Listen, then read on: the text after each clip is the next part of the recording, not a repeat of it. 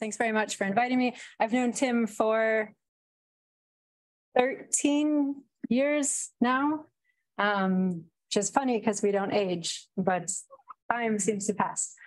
So as Tim mentioned, I'm very excited to be here to share work titled Who's Governing the Market, bringing the individual back into the developmental state. And just so I have a sense of why you're here, not in a super existential way, but why you've physically come and why people are online. Developmental state enthusiasts, could I get a sort of show of hands? Okay. East Asia focus, interest, less. Other aspects that may be interesting that I would want to highlight, if you want to just sort of shout out or it's the beginning of the term and excited to be back at in-person events and this was on. Great. Okay, I'll take it. Okay, that works. So I'll just say a bit, this title, as those developmental state enthusiasts in particular may recognize, it's a play on two titles. So one, Who's Governing the Market, is a title play on Robert Wade's 1990 classic, Governing the Market. And bringing the individual back in, which might be too much to have two plays in one title, but it's a working title. It's, of course, a play on bringing the state back in. And so this paper that I'm presenting is the work of lots of team members, especially research assistants, but then myself and my co-authors. So Adam Chalmers, who had been a colleague of mine at King's College London for years, has now just moved to Edinburgh, and with Robert Wade, who I've worked on a project with before, and I'm excited to have on board for this project as well. Just otherwise to set it up, this project came into being in practical terms from an observation, and then an observation that informs a grant, and a grant that was actually a successful application, which is a nice and rare occurrence. So an observation in years of field work that I'd done interviewing policymakers across East Asia, in preparing for interviews and then in actually having interviews, learning that the people that I'm interviewing and profiling and looking at how they're governing the markets have often studied in a particular set of universities, either that they have studied abroad and they're returning or returnees, or that they're graduates of elite national universities. So in Korea, for instance, the SKY universities, right? Seoul National, Korea University, and Yonsei University.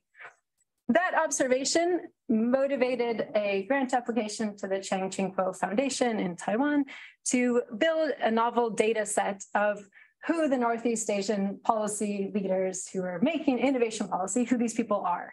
So this is the title, and this is the setup of trying to understand systematically, was my own personal experience of interviewing people, something that's systematically occurring, looking through the existing literature and seeing that I haven't seen anyone else show or test this. So there must be, there's at least another person in the world that would find this interesting. So that's the basis. Now, the premise from a theory or analytical perspective, and especially for my developmental state enthusiasts here, the thrust of explaining the East Asian economic miracle has, in my view, a predominantly structuralist view, and structure used in maybe a small s sort of way, if we're thinking of structure versus agency.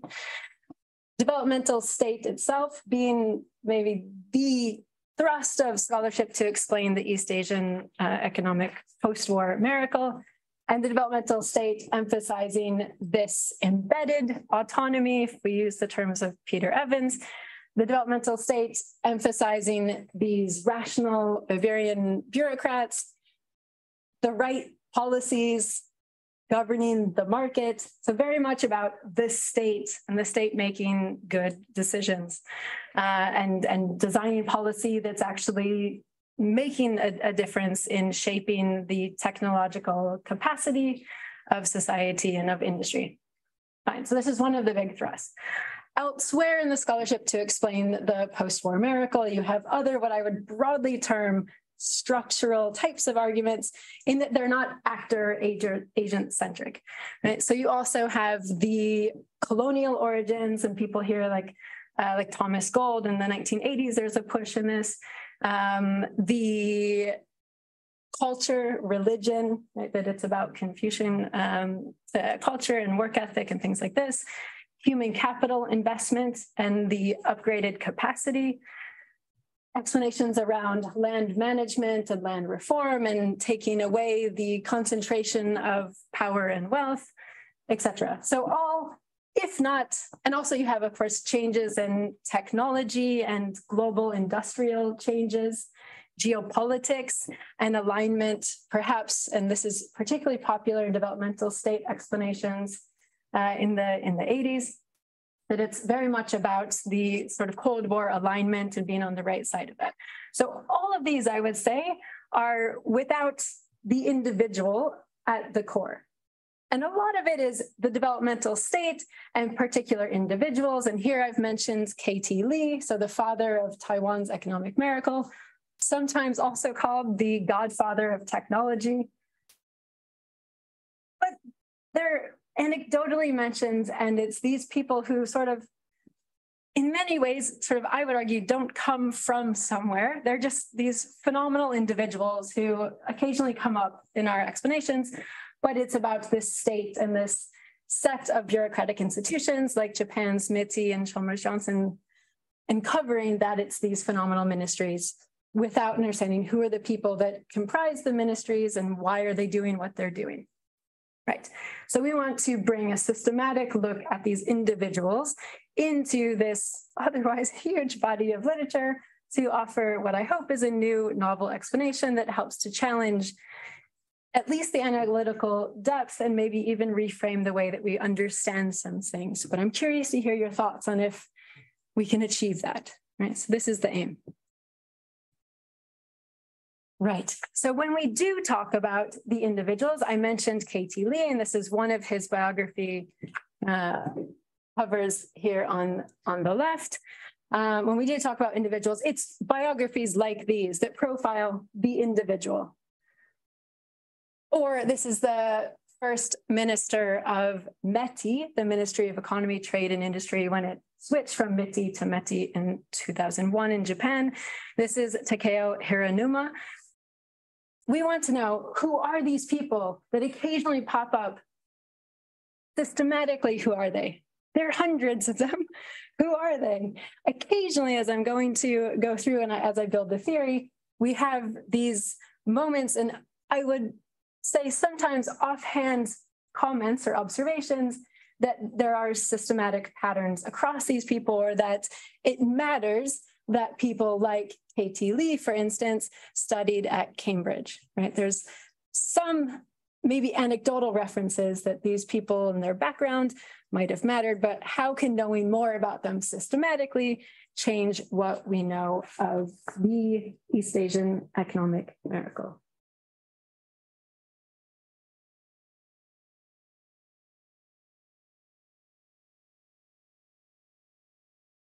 Right. So our analytical approach is this. We want to extend or offer this individual level layer into this otherwise voluminous body of work. We draw on work on what I'm going to call the personal characteristics literature, which isn't necessarily a thing that exists as a name, but it's a body of literature that I've engaged with in other projects that help to inform some of our methods here and also some of our thinking and literature that we're going to draw on. So personal characteristics, a lot of it coming from human and social capital theory. And this idea that the individual traits and people's background and formative experiences and things that have been imprinted on them matter. And that these personal characteristics can help to explain their preferences and also their ability to shape outcomes.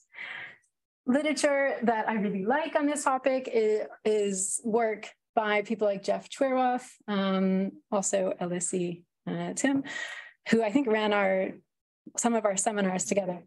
So Jeff Turov looked at, for instance, in this IO paper in 2007, he looks at how neoliberal or capital account liberalization seemed to be associated with finance ministers coming into power who are graduates of particular neoliberal universities, like University of Chicago. So this is the type of literature. And then you have work, the other piece I'm thinking of here looks at how the American sort of legal system gets diffused to East Asia. Again, because of the individuals and where they've studied and how they take that formative experience, and then it changes the trajectory of policy. Great. So this is underpinned, I would argue, by social and human capital theory. And there's, in the world of innovation policy, there's been very little, or industrial policy, there's been very little specifically, systematically done on it, but it's a significant body of literature when you look across different policy areas. And so here's just some example that we can look at a number of personal characteristics like university education, work experience. I've looked in other studies at how migration experience and this trajectory of returnees seems to shape performance and also orientation. Also, scholars have looked at this in, so Jeff looked at it in capital account liberalization. People look at it in terms of trade, in terms of inflation management, a number of different policy areas. It's a body of literature that I think the university experience is formative, and maybe that's my own prior, but I think it has legs. So this is what motivates us. And then if I bring to our analytical approach the East Asian economic miracle literature, maybe if we call it the developmental state, just for brevity of having to say this phrase. At least anecdotally, as I said, there's been these suggestions that policymakers have some characteristics, maybe even some patterns that can explain in a different way than the bulk of literature has tended to. So we take this, say, personal characteristics scholarship and the theory that underpins it, from different angles, which I'll sort of pepper in as we go, like the revolving doors literature that comes a lot from European public policy, the like Bloch and Bourdieu and people on human social capital theory. So we use this sort of big theory as underpinning, and then we link it with these anecdotal suggestions coming from the East Asian scholarship. So examples of some of these mentions. So Dan Bresnitz in his 2007 book, Innovation in the State. Would you like a seat? So Dan Bresnitz says that, for instance, almost all of the top personnel of the development agencies and ministries in Taiwan have PhDs in various engineering disciplines, right? He says this, and I've worked with Dan, I've co-authored with Dan, I believe Dan, but I have poured through this literature and you want to see, show me the footnote, show me something that demonstrates this. So this is one example. Looking at China, you have Kao's great book who says, elite scientists, and he studies the Chinese Academy of Science. And who are these people? And he says, well, they've attended these key or prestigious universities. If they do, and maybe they go abroad for graduate studies. And he goes on to say, particularly to the US. Carl Fields, for instance, says that Korea's Economic Planning Board selects its personnel from among the most talented graduates of the most prestigious universities. Again, the sort of sky universities in the Korean context. And then also in popular literature on Asia, you have like the how Asia works, right? It's Joe Studwell's really readable, but popular book, right? So not sort of it got a different shape, right? You have like the academic literature on the topic, and then the industrial policymaking level, what stands out with benefit of hindsight, there was almost no role played in Japan, Korea, or Taiwan by economists, right? So again, making the statement that there's a particular pattern or character, personal characteristics, to the leaders and the sets of leaders who are responsible for the developmental state. He mentions, so when I first I started taking so much from the Studwell book, actually, because he makes a lot of these observations. for instance, things like the framers of the Meiji Revolution, so fun in 1860, different time period, have these, again, tendencies to have studied different models and to have gone abroad to different parts of the world, and then have brought that back to the Meiji Restoration. Okay, so these are examples, but we draw together all of these different examples, and this comprises a sort of second half of our theory or analytical approach, with the first bit being the underlying, but not innovation policy or industrial policy specific literature on personal characteristics. So we draw this all together, and we have these 4 hypotheses, which we test in the data set, which I'm very excited to tell you about in a second. First, I'm building it up. So the hypotheses go like this. So 1, based upon everything we read of this sort of, again, developmental state literature, we're supposed to see trends cross-nationally in terms of studying abroad proclivity. So particularly in Taiwan and Korea, we're meant to see that there's a huge amount of studying abroad that happens in the US, much more so than Chinese and Japanese policy leaders. Fine, so this is hypothesis 1. 2, but again, there's differences in what policy leaders are studying. In China and Taiwan, there's meant to be engineering and natural sciences being biology, physics, chemistry, etc. As many, especially my developmental state enthusiasts here, will have seen or have read, there's meant to be a huge focus in the Japanese ministerial context, especially MITI, studying law. And there's even said to be a glass ceiling for engineers that if you come from an engineering background, you can never make it to the minister level of MITI, right? And this is said, again, I would argue sort of anecdotally across literature, but from academics who have been immersed in the subject, but haven't necessarily taken everyone's details and sort of nerded out with it as much as we have. The third one then, studying at elite national university.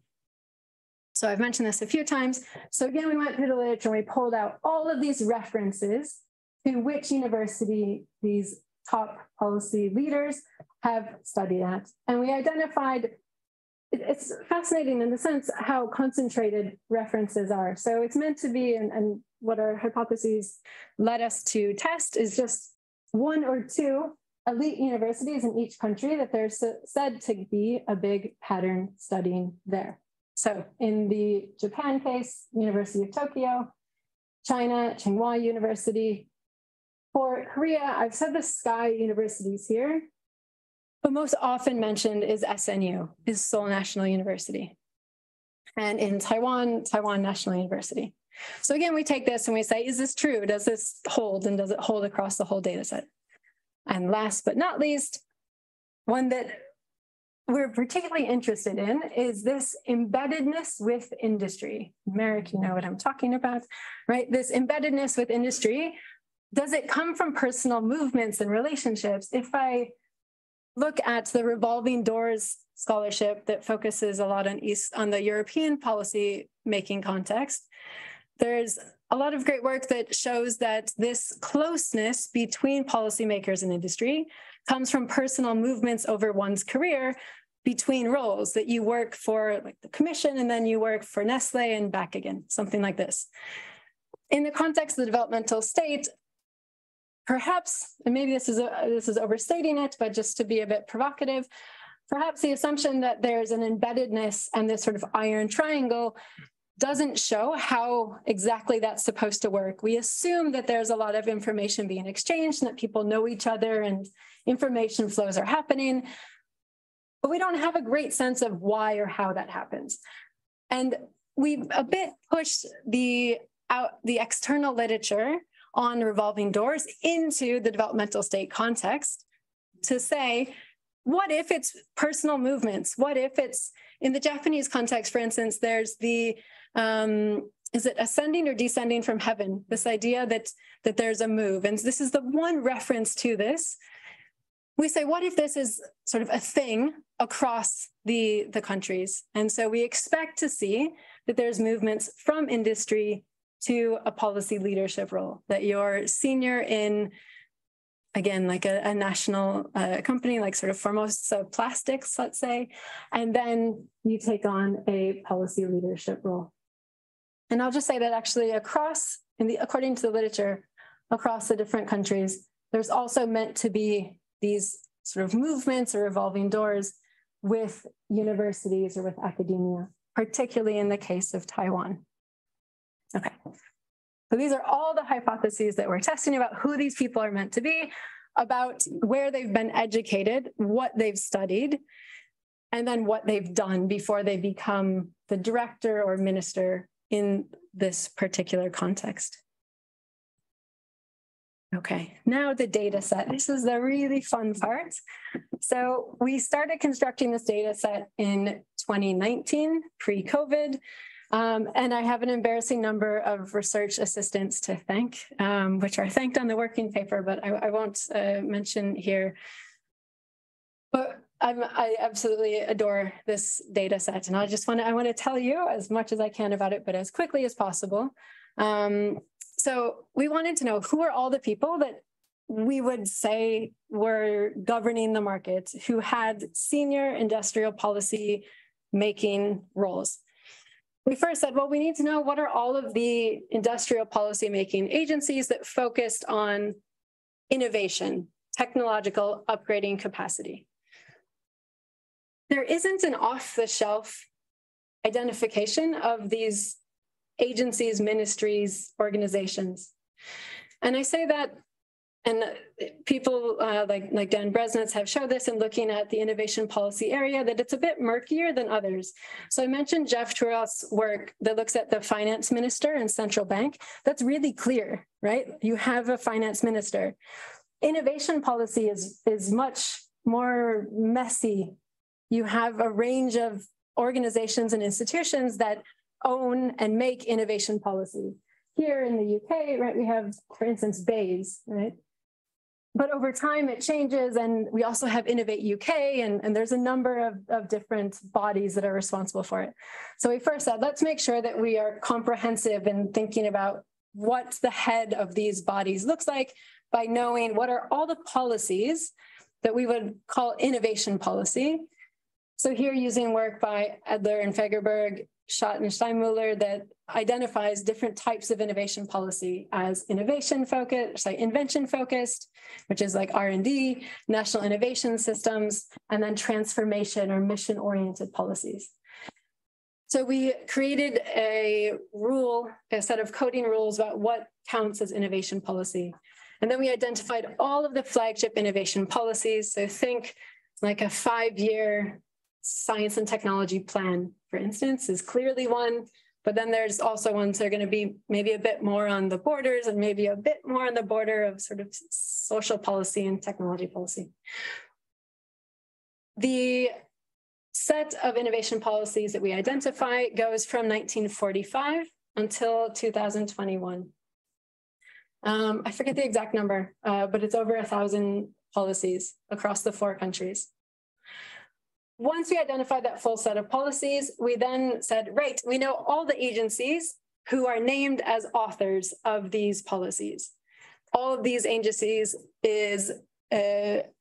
constitutes 39, we call them agencies, but ministry, agency, et cetera, all of these innovation policy making bodies. So there's 39 bodies, 8 for Japan, China, Japan, and Korea, and 15 in the case of Taiwan. Right, so now we have all of the agencies or bodies. And then we said we want to know who are those 2 most senior policy leaders, because these are the people who are setting the strategic direction. Also, from a practical point of view, this personal characteristics of literature tends to only go down to the top 2. So you get past only, say, the minister or director, you get to deputy director or deputy minister. But over time and across bodies, to go deeper than 2 is not easily done. So we said, okay, we're going to identify those 2 top roles for each of these bodies. And so we first looked at the structure of the organization, how it changes over time, and what's the nomenclature for those top two positions. So we mapped out, okay, it's director, deputy director. Sometimes it's, well, it's a chief executive in some cases. And we said, okay, these are the structure of the titles for each agency. Then we identified who are the people who have had one of those titles since 1945 in some country cases, but then, so for China and Taiwan, of course, it's later. For Korea, it's 1948. Who has held those two positions in those 39 bodies from the date that those bodies are created over time? Okay. How have we gotten the information on who are these individuals? We used archives on, say, Factiva for media. We use social media a lot, like Line, LinkedIn. We used obituaries a lot, actually. And newspapers that archive obituaries were really helpful. This took just a huge amount of time to identify all of the people who have held these roles.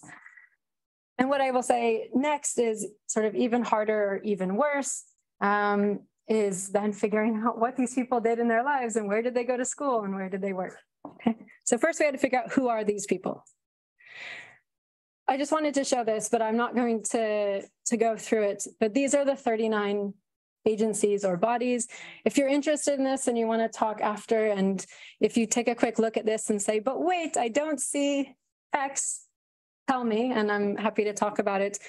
As I mentioned, we first mapped all of the policies, and then we also, in our coding of who said what about expectations for these anecdotal types of patterns, we also checked that these covered all the bodies that were referenced in our developmental state literature coding. Okay. Right, so what does a total data set look like? So we have over 1,000 unique individuals. So we have 1,110 individuals who held these roles.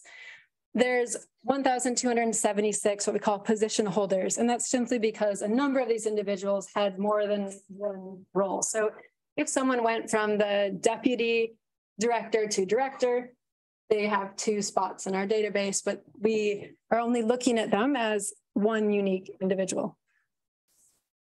At different points in time, we have been focused, well, we have a number of different things that we've coded that are fascinating. I'm not going to get in too much today, but there is a tremendous gender focus. So we have about 94% of the data set is male. Interesting, there are lots of things that we find fascinating about this data set. So things like I mentioned it in the Taiwanese case, there's 15 bodies, whereas the others have 8. There seems to be a lot of sort of turnover in the renaming and reorganizing in the Taiwanese context relative to others. That's interesting, maybe.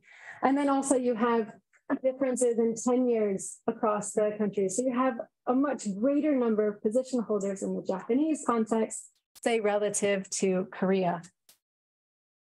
The hypotheses that I shared and what I'm going to talk through today will not be about those things. But again, if you're interested, get in touch, because we find all of it interesting. It's just a matter of where to slice it and what is analytically useful or interesting. Okay, so we went from the innovation policies to the agencies to the individuals to getting their names, once we know who held those posts, and then we get to coding their life experiences, or as I called it earlier, we call it their personal characteristics. So we have 2 big bodies of personal characteristics.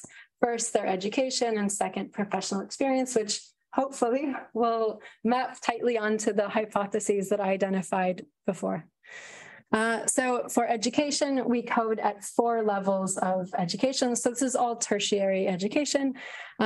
We distinguish between master's and an MBA, and we theorize the difference between the 2. And we have some work that's a bit separate on that that I like a lot and happy to talk about later, but we break it into 4 levels. We also code where the education took place in terms of the city and then the country. We have the year completed. The data that we have on year completed I don't fully love yet, and so I'm not going to be presenting that. But in a perfect world, we would have full coverage on when everyone completed their degree, so we could see who was where together at the same time to push more on the social networks and things. But I'm not going to present that because I don't love the coverage that we have yet. And then we use the UNESCO education field codes, and we look at things at the 2-digit code level. So there's 11 different degree subject types. So we code everything. If someone has a degree that's sort of a cool, funky degree name, we take away their creativity and the cool, funky, and it becomes just engineering, social science, business, and law, etc. So that's education. We also code their professional experience. We went back 3 jobs before their position as a leader in one of those top 2 positions. So here we have their job title, the company name, the company size, so large or small firm, the industry, and on this we use the ISIC codes, the industry coding system. And then we also coded to get at this revolving doors expectation, the company type. And here we sort of created our own categories, but we also aligned with the comparative agendas project on some of it as well to get at the focus. So we have things like research institute, government, private sector, etc. So this is all the coding that we did. I'm very excited to get to tell you about this because it's the first time that I've shared all of the coding and all of the thing. We've been working on it for years. Okay, so I have to give a caveat before I talk through our initial findings, and I promise to be good on time. I have to give a caveat that I still want us to go back and do more verification, that we don't have spelling errors and we don't have issues with any of the coding of the data. So the sort of numbers and things you see here, I'm confident on, but we're not at the point of publishing, so don't quote me on it. Okay. But I think directionally, the idea is going to stick. Okay, so our first hypothesis was that there's these national patterns in studying abroad, and in Korea and Taiwan, there was supposed to be much more studying abroad, especially in the US. This holds, right? And you see here, for instance, that in the case of Taiwan, it's pretty remarkable, the sort of dominance of studying in the US after, of course, degrees obtained at home. In Korea, you also have over 20% of degrees are obtained in the US. And like developmental state literature said, this is often done at the PhD level. We also find a lot that the US MBA market is doing great as well. But the PhD in these cases is really driving it. Remarkable how little studying abroad in the US is taking place in the Japanese context. Japan is sort of the lowest in terms of studying abroad in the US, even relative to Chinese policymakers. So for this hypothesis, the initial results that I say I'm confident in, but not fully ready to stand behind because we want to be more sure that all the coding is right. The hypothesis holds, and I think the findings are quite robust here. Okay. Second, the degree subject, and do we see national patterns in degree subjects as the literature had anecdotally suggested? And here there's some mixed support for the hypothesis. So yes, there's a focus on natural science in the context of China. This is also coupled with engineering degrees. So for me, some of the literature that informs this is the idea of the Joel Andreas, the rise of the red engineers, right? This seems to hold that you have the leaders of science and technology and innovation policy in China who have come from very technical natural science and to a slightly lesser extent, engineering background. Taiwan also has a focus on engineering. This was also as expected, but there's more social science maybe than what was depicted. Remember those examples? There were really strong assertions like there were no economists. I have to say, though, this is for our entire time period. The next slide that I'm going to show you, we look at change over time to see if that holds. Then in the Japanese case, as I mentioned, that sort of glass ceiling or invisible ceiling that you are meant to have been a graduate in law in order to make it to ministerial or director ranks very much holds. So absolute dominance in the business and law category in the Japanese context.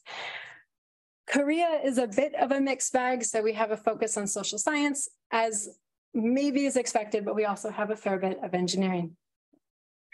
So as I mentioned, we were really interested to see, because so much of the expectations that are sort of peppered in the developmental state scholarship suggest that there's change over time. I want to show you what we're seeing in terms of change over time. So these are people who held the positions in each of these decades. Right? So just look at the Japan column is fascinating, right? It's business and law, always.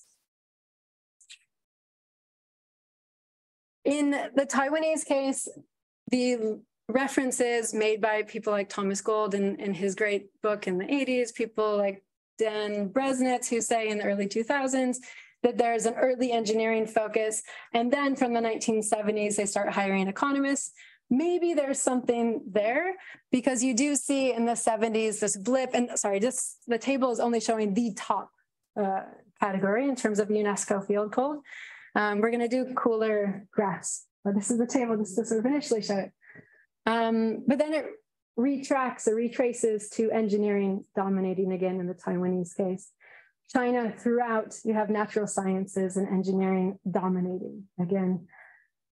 So in some ways, this maps really closely to what we saw as outlined as the expectations of what would happen over time. Our third hypothesis had to do with this concentration amongst elite universities, or attendance at elite universities, and an ability to get to those high policy leader ranks because you're a graduate of a top university. Again, it's remarkable, and here this is another table. We will do more to make it more visually appealing. But I think in a sense, this starts to get at the dominance that you see from these particular elite universities. So across the 4 degree levels, you have, for instance, University of Tokyo at the bachelor's level, absolutely dominating with over 35% of the policy leaders who have graduated from this one institution. Other things that I want to draw your attention to: similar dominance for National Taiwan University in the Taiwanese context. I'm fascinated that in the Japanese context, Tokyo dominates until you get to the MBA category, and then it's all basically Ivy League US business schools who, as I say, business is great, doing very well and attracting a lot, and then ostensibly, well, not all actually, right? You have a Waseda University, but ostensibly perhaps helping to shape the mindset around the move towards embracing sort of Porter's 5 forces and all of these things. Right? So you have graduates from American MBAs returning in the Japanese context. In the Korean context, if you go beyond SNU, the SKY dominance, the Seoul National University, Korea, and Yonsei are much more, for me, even much more impressive. I mean, Seoul National, again, 44% of bachelors. But if you look at the SKY, at the SKY level, it's even more impressive. Now, I mentioned to you that I don't love the cleanliness of our data, and so don't quote me on things. And just as an example, the National Taipei University, you will notice, or those who are astute would have already noticed, that we have in the MBA in Taiwan 3 entries in different names for National Taipei University, which we will fix. But then it'll be over 23% for MBAs in the Taiwanese context who have gone to this one institution. Okay. The last, and then I think I'm finished exactly on time. The last of our hypotheses had to do with this revolving doors, which we hope can help to link the revolving doors with embeddedness and why there's these close state-firm relations. So as I said, we coded in terms of sort of the comparative agendas project and other coding methods inspired by, but we have our 5 sets of organization types. We have civil, association, government, private, research institute, and university. So here we're looking, if for instance, if MITI in the Japanese case is meant to have these very close relations, perhaps we would have expected that individuals are going from the Kretsu to the MITI and back again. It doesn't look like that's the case. In fact, it looks like they go from government to a cush high-paid job later, but not the other way. In the Chinese context, what's driving the research institute is that is what CAS is coded as, so the Chinese Academy of Science. I'm interested in the Taiwanese context. The university is a very popular recruiting ground or movement to that top level. And again, this squares with what you see in the developmental state and innovation, national innovation system policy literature that says that related to the recruiting process and the bureaucratic civil service exams in Taiwan, there's a sort of way to cut in at a more senior way into the system that was easier. And that goes from having a sort of placement at, say, National Taiwan University, and then assuming a directorship, okay? So if I'm honest with you, I'm really curious to hear your thoughts on this, because we see sort of a mixed bag that maps with some of our expectations. Maybe we would have liked to have seen that in the developmental states that have huge degrees of supposed embeddedness and close relationships, we would have seen more explicit movements. But for now, this is the sort of different national patterns that we have. Maybe one thing to mention is that there's quite significant variation in terms of the dominance of government jobs before. That in the Japanese context, 72% of our data set go from one government job to another, which again, somehow doesn't square with this idea of embeddedness. Right? Okay, to conclude, almost on time arrival. So we are trying to deliver a novel analysis at this individual level for the East Asian Miracle, call it the developmental state scholarship. Who are these individuals, and bringing the individual back in so we can explain more about why particular policies, paths, and outcomes have occurred. I'm happy to talk about the causal link between who these people are and their personal characteristics, and then what we actually see in terms of the outcomes. We have some research lines that have looked at, so we have, for instance, mapped out using Factiva all of the media appearances of everyone from 1998 until now to see what do they say, and then what policies are implemented when they're in policy to try to build this causal path. Doing that all the way back to 1945 has proven much more difficult. So what I've showed you is 1945 to 2021. The media that we're happy with, that analysis is only from 1998 onwards.